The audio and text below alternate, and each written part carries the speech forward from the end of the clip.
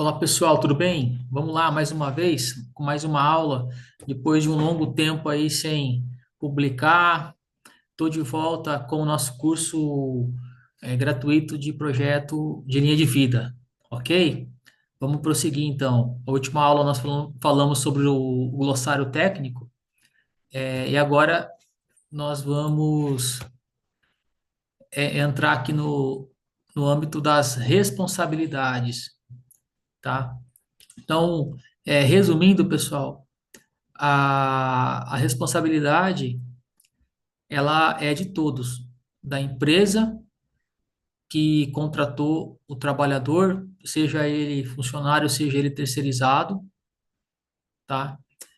É, deixa eu só conferir aqui a gravação, ok, tudo certo.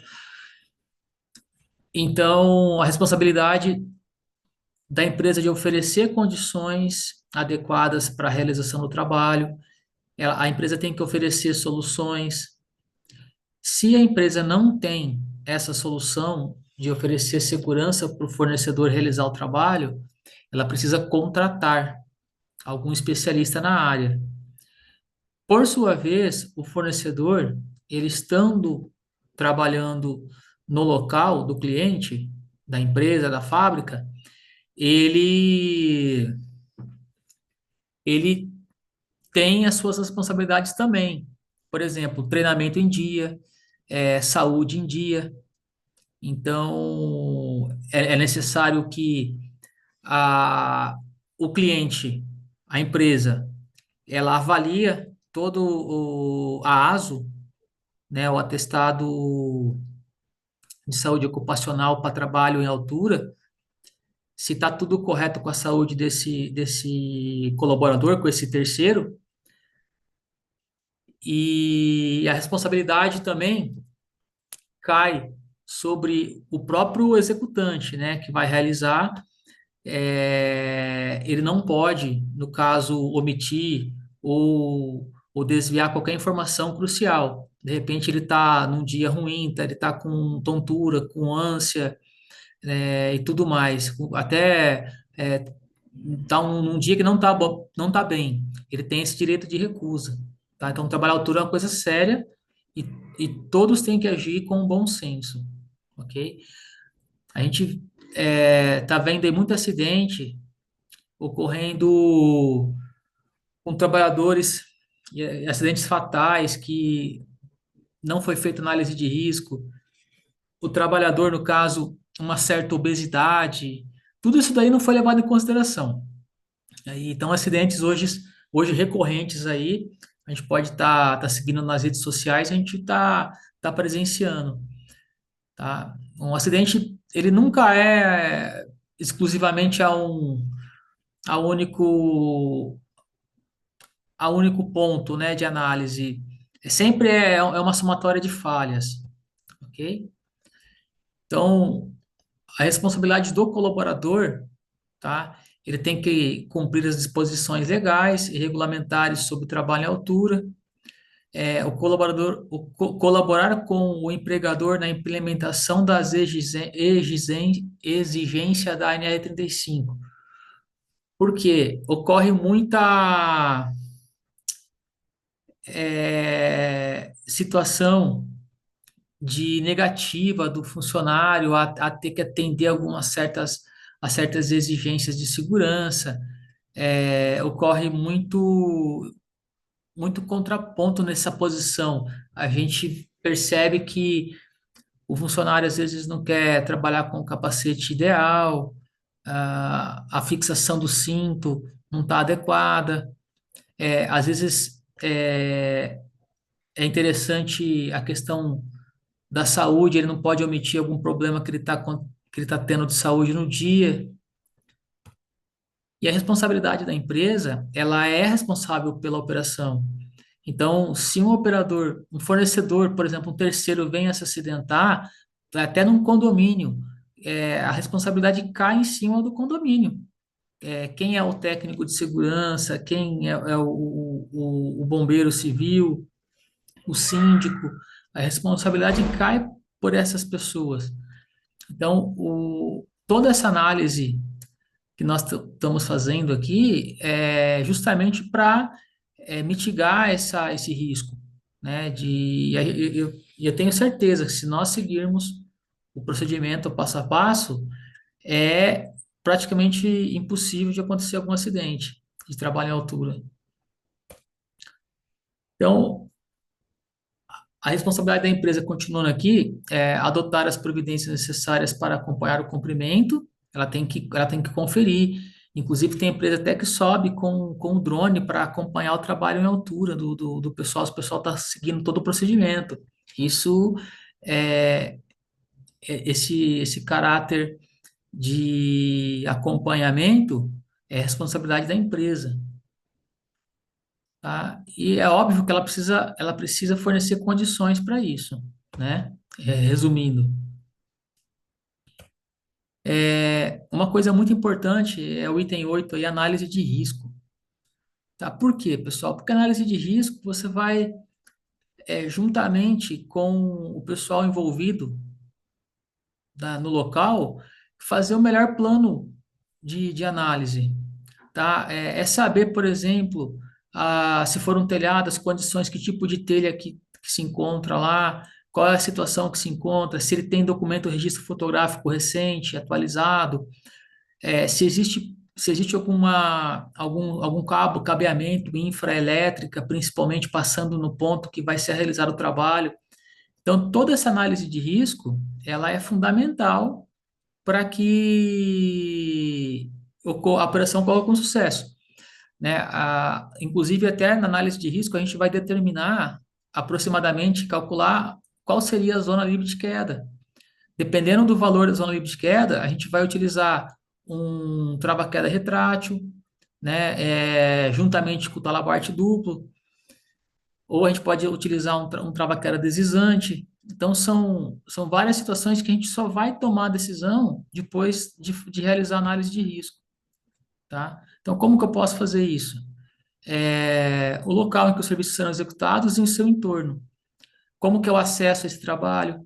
Como também pode ser o resgate em caso de algum tipo de ocorrência com algum dos trabalhadores. Um exemplo aqui, né, sobre esses prédios, como que seria a análise de risco? Então, como eu falei, vamos ver ali qual que é o tipo de telhado, né? Esses dois menores aqui à esquerda, depois eu tenho um mais alto aqui à direita. Vamos ver onde que é o local que será realizado o trabalho. Como vai ser o acesso, tá? Será que o local ali tem uma telha translúcida? Então tem que tomar cuidado ali. O que que nós podemos fazer na telha translúcida? Como é que o operador vai atravessar, passar de um lado para o outro na telha translúcida? Será que é necessário colocar uma prancha? Onde será os pontos de ancoragem para amarração da linha de vida? Então, tudo isso daí a gente vai fazendo planejamento, análise de risco. Aqui eu tenho a análise preliminar de risco, né? A PR, e aqui eu preciso preencher essas informações contidas nesse formulário. Então, etapas da atividade seria o primeiro, descrição do perigo, grau de risco e plano de ação, plano das ações e controle dos riscos.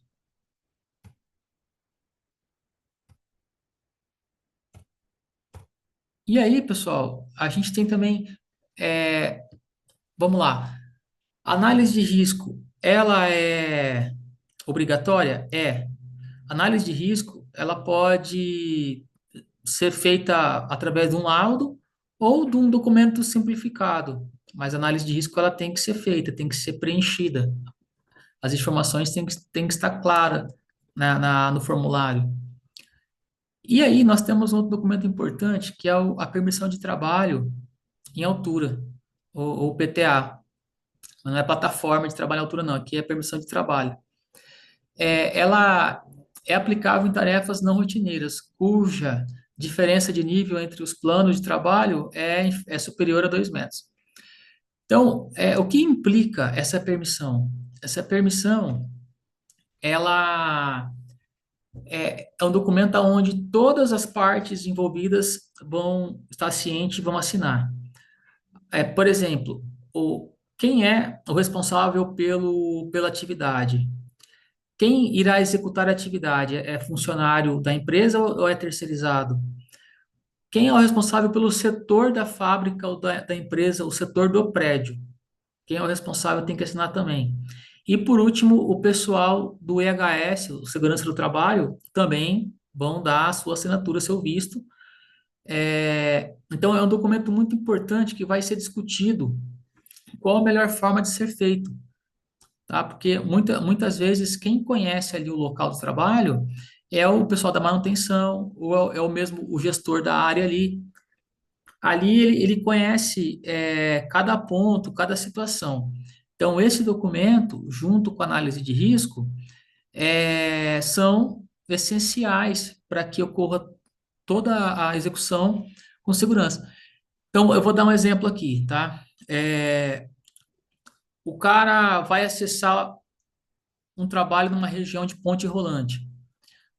O responsável pela ponte tem que estar ciente. Os operadores de ponte têm que estar ciente. Se houver troca de turno, esse documento tem que estar alinhado para ir prevendo toda essa situação. De repente, ocorre a troca de turno, ninguém percebe que existe gente trabalhando lá em cima e pode ligar a ponte. Então, em muitos casos, é bom a gente usar o cadeado de segurança, até principalmente para os comandos, né, de acionamento das máquinas, o travamento deles. Isso tudo é fundamental, tá? O procedimento operacional padrão também é um documento que é fundamental, porque o procedimento ele resume, ele mostra para o usuário de forma resumida qual é o passo a passo, né, que ele tem que executar. E é interessante que a empresa ela tenha procedimento operacional padrão para trabalho em altura de cada setor da fábrica, porque cada setor é diferente. Né? O telhado de um prédio é diferente do outro, a altura, as condições de um prédio diferente das condições de outro. Então, o ideal é que ela tenha um procedimento para cada região. Não aconselho fazer um procedimento geral para a fábrica. Vamos fazer para cada setor, setoriar. Então, um fornecedor interno ou um fornecedor externo vai realizar uma atividade de limpeza de calha no restaurante, no refeitório. Então, o procedimento operacional padrão para o prédio do refeitório é esse daqui, beleza? Aqui nós temos um modelo, né, da ficha do procedimento operacional padrão. Então, isso aqui é por etapa, tá? Então, eu estou passando aqui um pouco breve para a gente também não perder muito tempo nessa questão, né, de documentação. Só estou comentando, né, com exemplos práticos aqui, a função de cada documento desse, tá? E aqui a gente tem é, a NR35 mesmo, ela pede para você fazer algumas coisas, né? Todas as NR é assim, muitas NRs eles só falam o que tem que fazer. E aí, muitas vezes eles não mostram como são feitos, né, como é feito. Então aí a gente tem que recorrer às NBRs.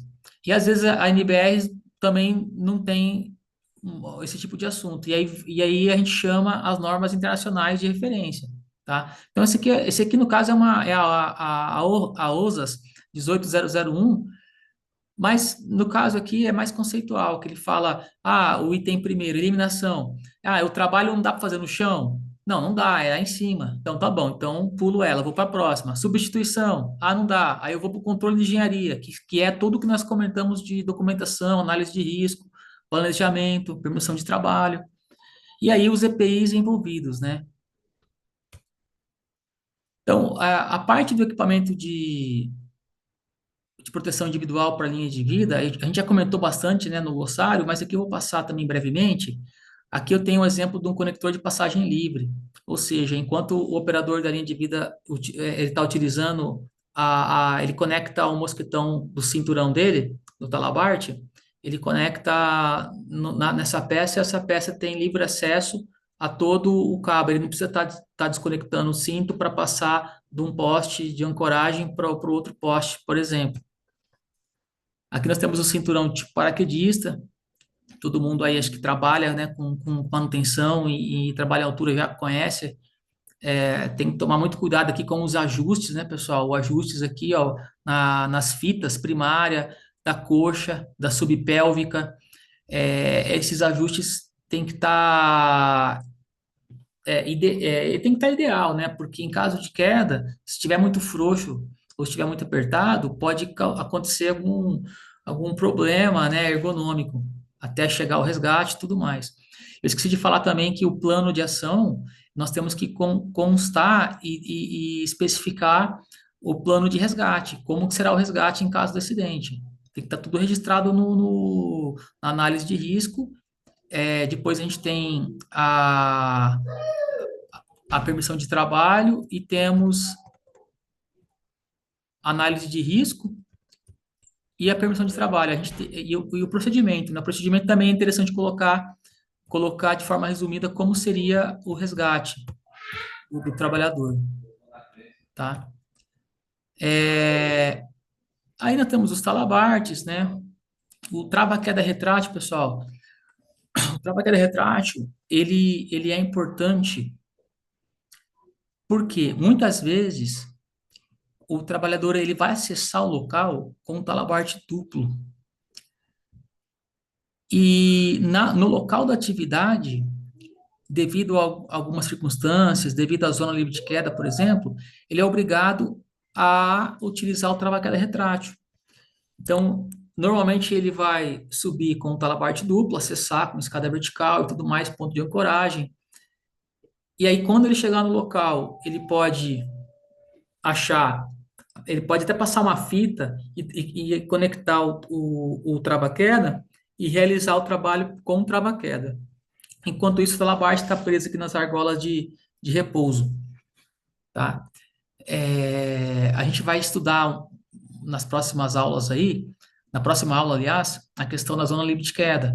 Então, na prática a gente tem uma zona livre de queda o trava-queda de 2 metros, enquanto que o talabarte, se o observador de energia abrir e formar o pêndulo, numa situação mais drástica possível, ele atinge mais de 5 metros de altura. Então, muitos locais eu não tenho 5 metros ali disponível, né, da zona livre de queda. Então, com certeza, se o trabalhador cair, ele vai bater, ele vai se chocar com algum objeto, algum equipamento. Nesse caso, eu vou trabalhar com trabalho queda retrátil.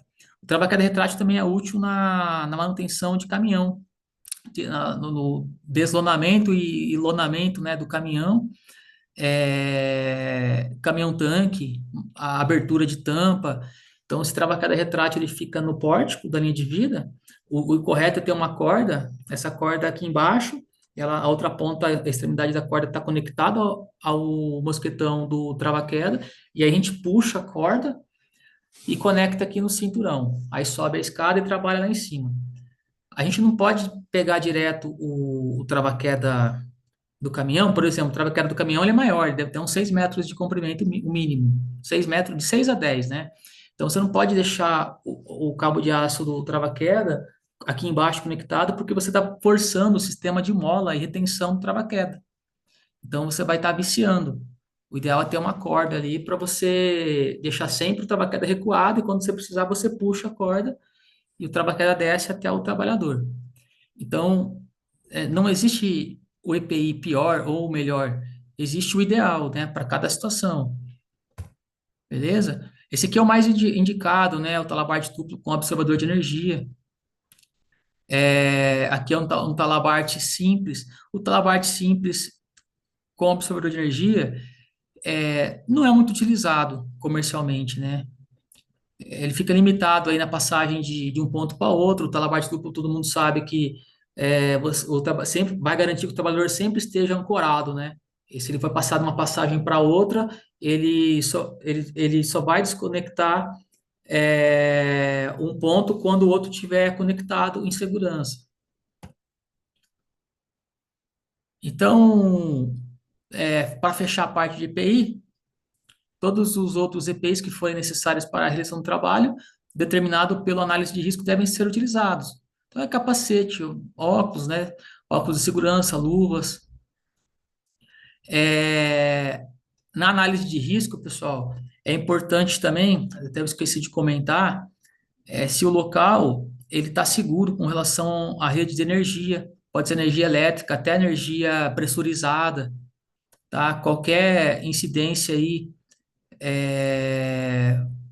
do trabalhador em altura pode acarretar alguma situação fatal. A gente tem muito exemplo de, de mortes em altura, com pessoas que vão fazer manutenção em telhado, por exemplo, de posto de combustível, telhado comercial, e aí ele vai limpar ali a calha e encosta a vassoura na rede de alta tensão, e mesmo estando com todos os EPIs ideais ali, ele vai acontecer, levar um choque e vir a óbito.